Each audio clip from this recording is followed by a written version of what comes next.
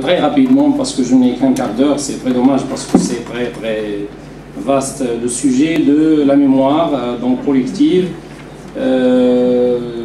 J'ai intitulé donc mon intervention brève, ma mémoire officielle et mémoire dissidente ou dissidence mnésique.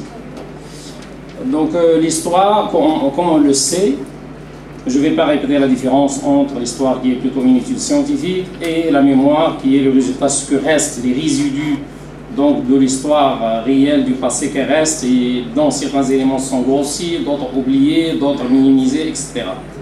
Donc mémoire officielle et mémoire dissidente.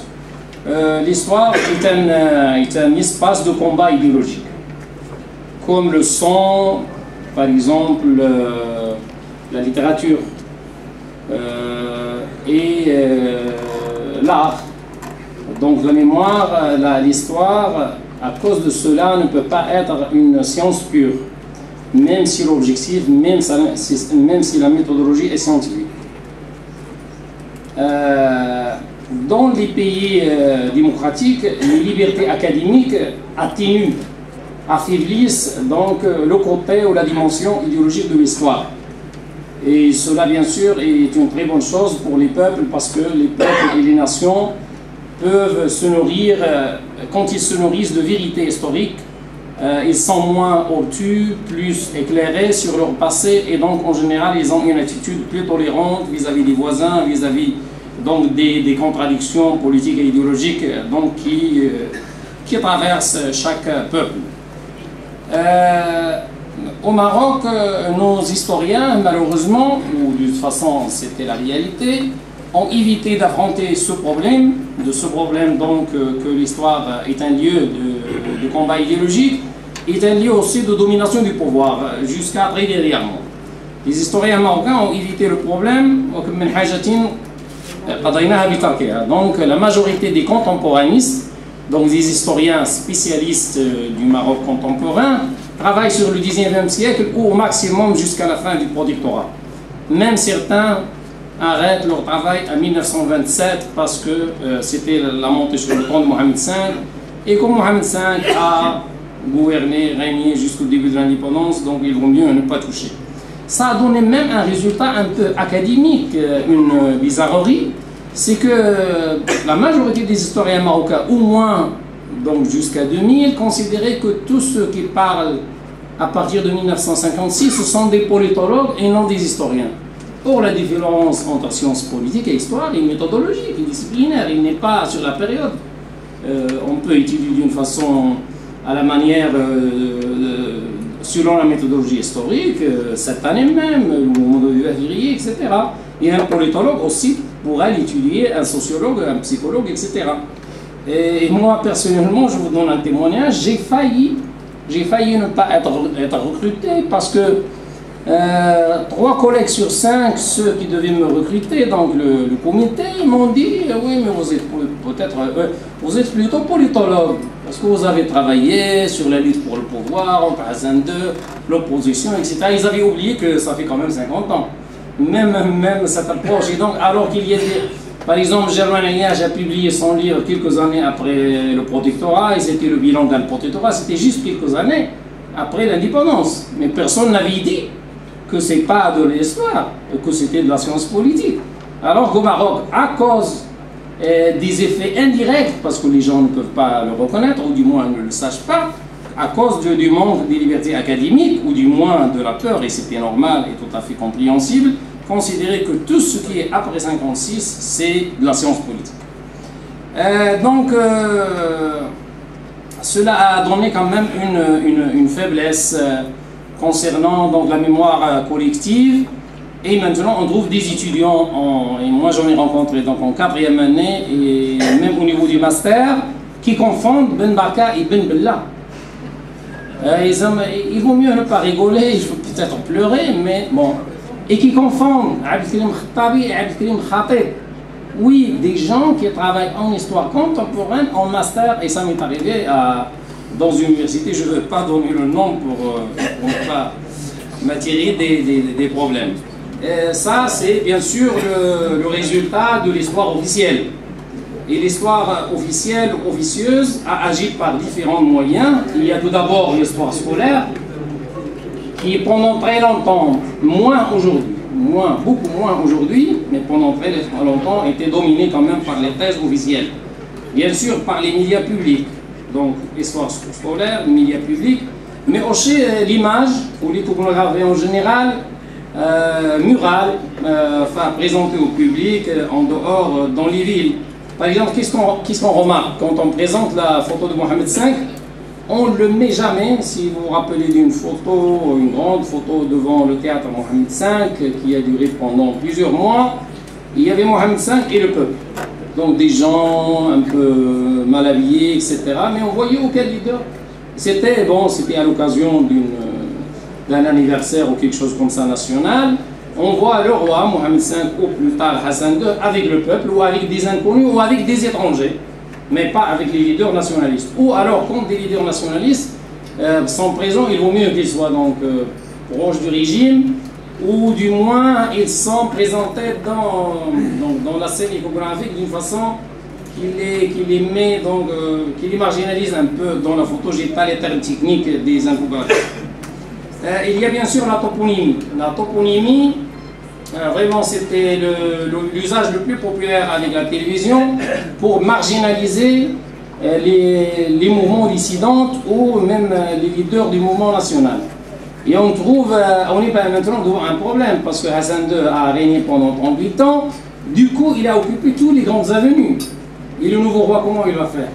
Soit il doit construire de nouvelles avenues, c'est difficile, ça demande des années, soit il faut qu'il change les noms, et c'est difficile, moralement et politiquement difficile, et on a maintenant une avenue qui va de Tanger jusqu'à Libéria qui s'appelle Hassan II. Celle-là qui passe pas loin d'ici, là, mais c'est la même chose à Salé, Kenetra, Tanger, je ne sais pas si les gens le savent, c'est la même route qui s'appelle Hassan II. Et Mohamed V a été un peu marginalisé de ce fait-là parce qu'il a gouverné moins.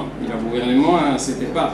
Et il a fallu donc une réconciliation entre le mouvement national et donc le palais pour qu'on puisse voir des avenues portant le nom de Ben Barka. C'était un long combat de l'UCFP et d'autres personnalités en dehors de l'UCFP, Abdelrahim Bouavid, Belhassan Ouazani, etc. Mais souvent qu'on j'entre, ces avenues qui portent des noms de leaders du mouvement national sont souvent bloquées par les embouteillages. Donc je dis le mouvement national est toujours bloqué. Le résultat, donc, je l'ai vu, j'ai donné des exemples sur Ben Barka, sur Ben Bella, avec Karim Khatib, avec Karim Khattabi. Il y a eu bien sûr une lutte pour une autre mémoire, une mémoire dissidente, et dont les acteurs étaient les militants de l'opposition, les acteurs des droits humains, marocains et étrangers. Ça c'est très important, les étrangers ont joué un rôle parce qu'il y avait, durant les années 60-70, la pression était très très forte à l'interne. Il y a aussi les journalistes étrangers qui s'intéressaient au Maroc parce qu'on était proche, donc les années 60, de la période coloniale. Donc c'était en fait suite à la colonisation. Donc il y avait des journalistes comme Jean Lacouture, comme Claude Bourdieu, qui étaient plutôt sympathisants avec l'opposition pro-démocratique marocaine et qui ont continué quand même à écrire sur le Maroc, à rappeler les faits du passé, etc.